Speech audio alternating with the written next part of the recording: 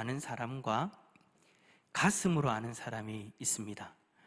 지식으로 안다라는 것은 그냥 사랑이라는 존재는 알지만 받아본 적도 없고 사랑을 해본 적도 없는 그런 사람을 이야기하는 거예요. 그리고 사랑을 받아보기는 했지만 사랑을 나눠보지 못한, 본인이 직접 사랑해보지 못한 그러한 사람도 사랑이 무엇인지 가슴으로 아는 것은 아니죠. 사랑을 가슴으로 안다라는 것은 사랑을 받아보기도 하고 또 사랑을 원 없이 줘보기도 한 그러한 사람의 마음을 이야기하는 것입니다. 오늘 우리가 읽은 성경에 보면 이렇게 사랑을 머리로만 아는 사람과 가슴으로 아는 그러한 사람들이 나옵니다.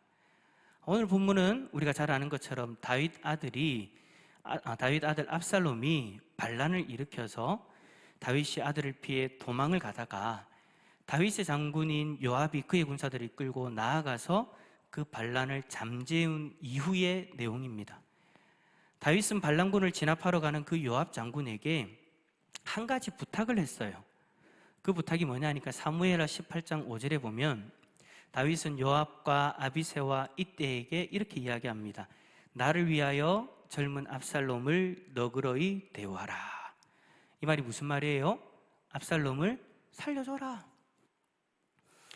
반란군들을 다 진압해도 내 아들 압살롬만큼은 살려줘라 라고 그렇게 명령했어요. 그런데 전쟁에 나간 요압과 군사들은 여러분 어떻게 했습니까? 다른 군사들은 다윗의 이 부탁을 다 알고 있기 때문에 어느 누구도 압살롬을 죽이려 하지 않았습니다. 근데 요압 장군은 나무에 매달려 있는 그 압살롬의 심장에 창을 찔러 버립니다. 실수도 아니고요. 압살롬이 나무에 달려있다는 소식을 듣고 그가 직접 달려가서 그렇게 해버린 거예요. 아주 의도적으로. 왜 그렇게 했을까요? 그렇게 해야 다음에 일어날 수 있는 반란의 그 모든 잠재들을 다 없애버리려고 했던, 어찌 보면 요압 장군 입장에서는 충성을 다하는 그런 모습이었죠. 충분히 살릴 수 있는 상황이었지만 요압 장군은 결국 다윗의 눈물 어린 그 명령을 거절해버린 거예요. 이 말을 들은 다윗은요, 큰 슬픔에 잠깁니다. 18장 33절에 보면 다윗의 마음이 심히 아파서 다른 사람들이 다 들리도록 그렇게 울었대요. 내 아들 압살롬아, 내 아들 압살롬아 하면서 그렇게 통곡하며 아들의 죽음을 슬퍼합니다.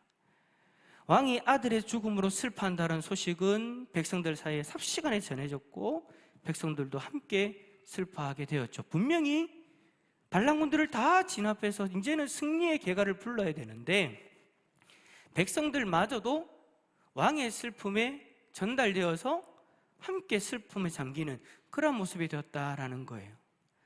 이런 다윗의 모습은 어찌 보면 반역을 이겨낸 백성들과 군사들 앞에서 왕으로서는 해서는 안 되는 그런 행동이었을 수도 있습니다. 비록 자신의 아들이었지만 나라를 위해 함께 싸운 백성들과 군사들을 위해서는 이렇게 슬퍼해서는 안 되죠. 백성들마저 슬픔에 빠지게 해서는 안 되죠. 다윗의 이 모습은 백성의 리더인 왕으로서는 적절하지 않는 그런 행동이었을 줄 모릅니다. 그래서 요압 장군도 울고 있는 다윗에게 찾아가가지고 화를 내며 따져 묻죠.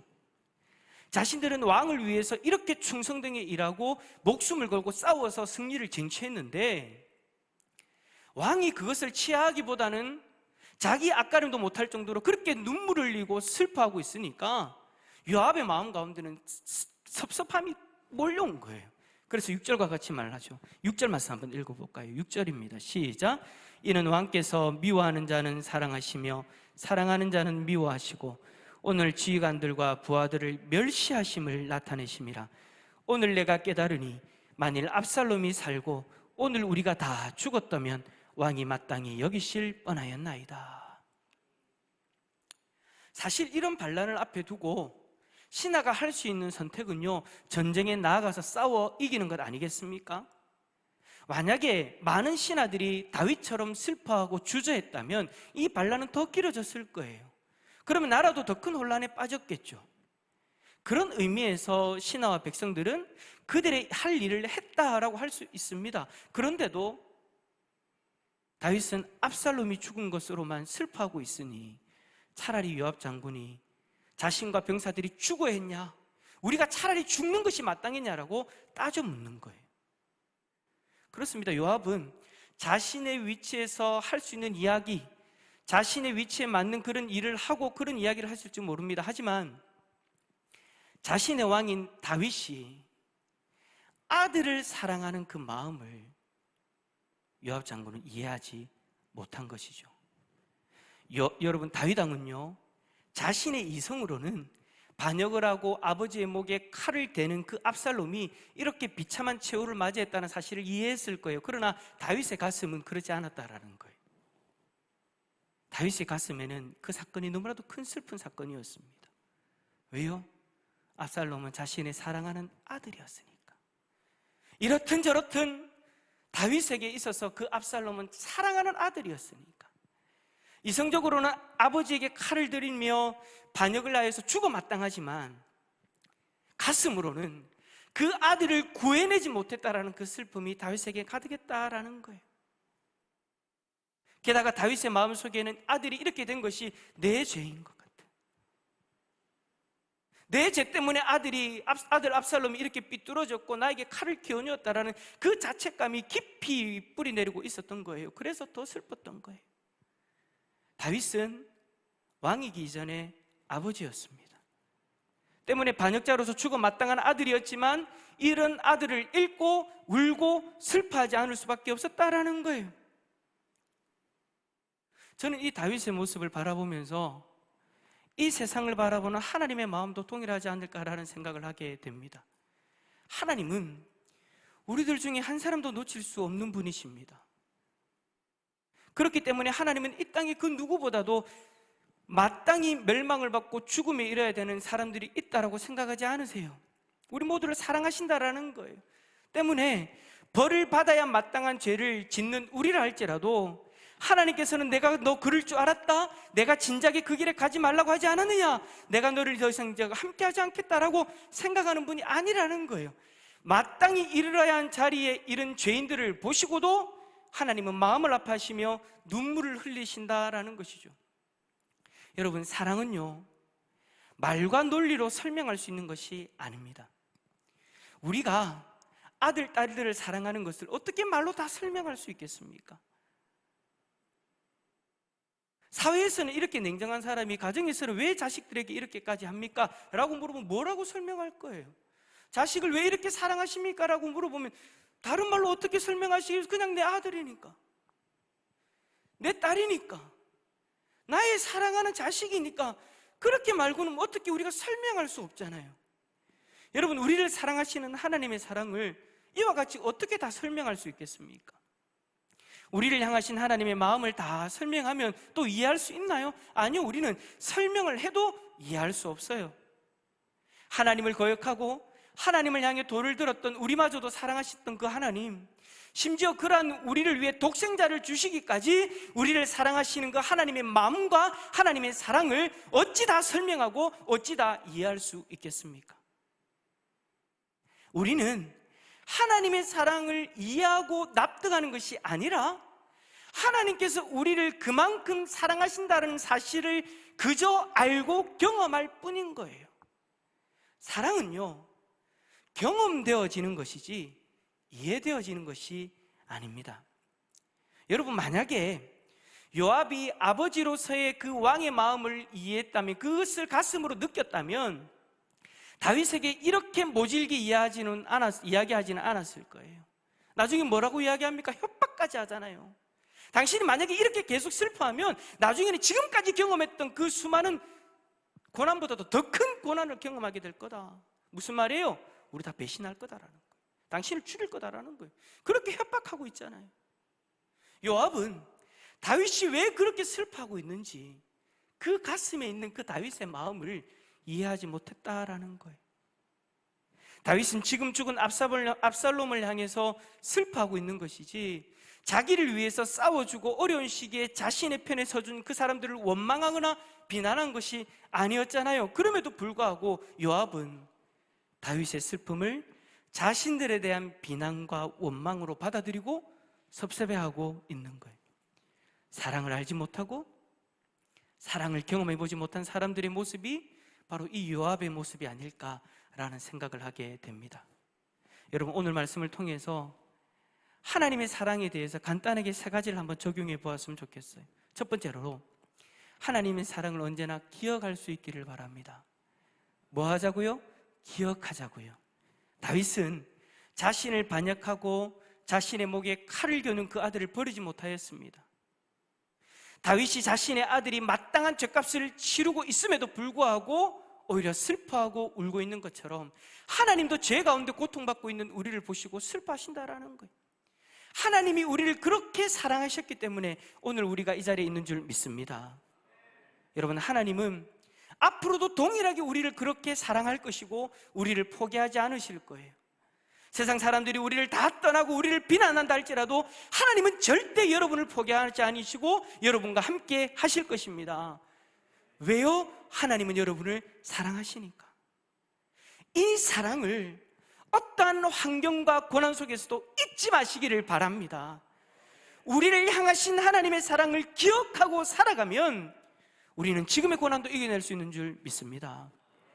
둘째로, 하나님의 사랑을 경험할 수 있기를 바랍니다. 우리가 하나님의 사랑을 경험하지 못하면 우리도 요압과 같은 사람이 될 수밖에 없을 거예요. 요압은 충성스럽고 자기 위치를 잘 지킨 사람이었지만 그 아버지의 마음과 사랑을 경험하지 못했고 알지 못하였기 때문에 아들을 향한 그 다윗의 아픔을 이해하지 못한 거예요. 그래서 6절에 있는 것처럼 왕의 행동을 보고 화를 내고 그렇게 말한 거죠.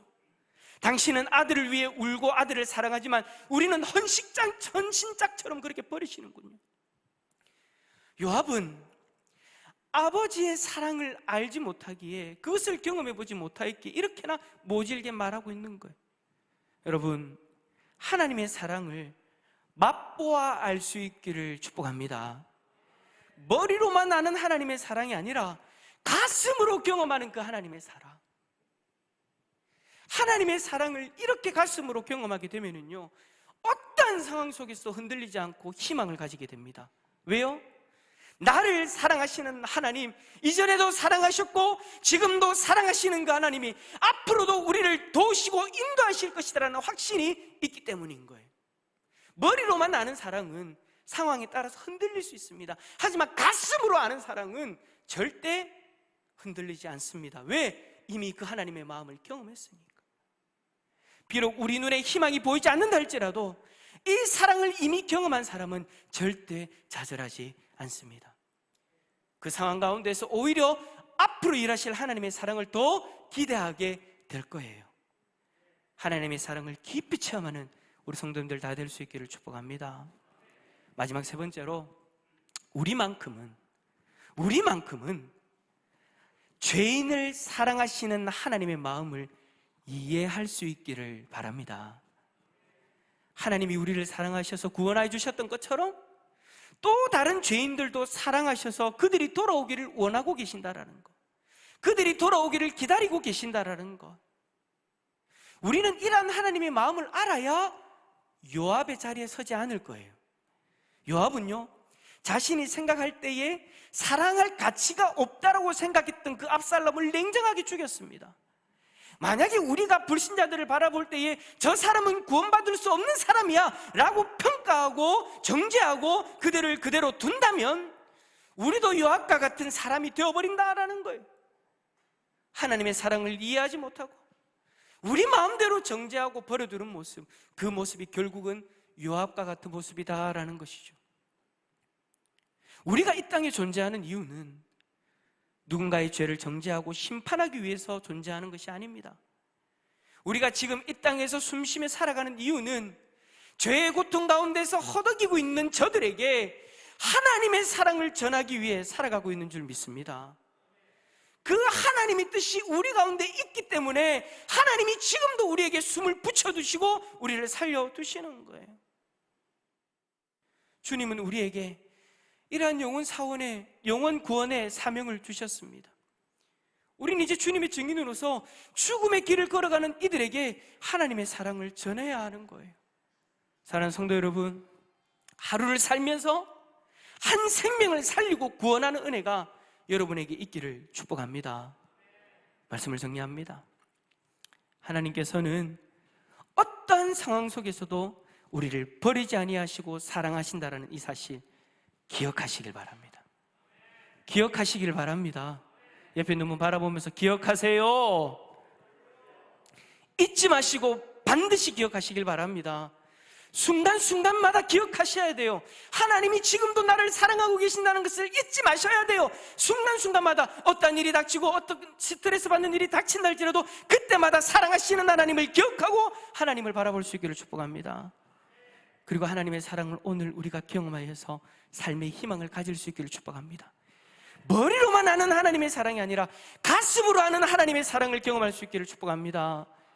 마지막으로 하나님은 여전히 또 다른 죄인이 돌아오기를 기다리신다는 것을 알고 이 땅에서 주님의 증인으로서 영원 구원의 삶을 살아갈 수 있기를 예수 그리스도의 이름으로 축원합니다.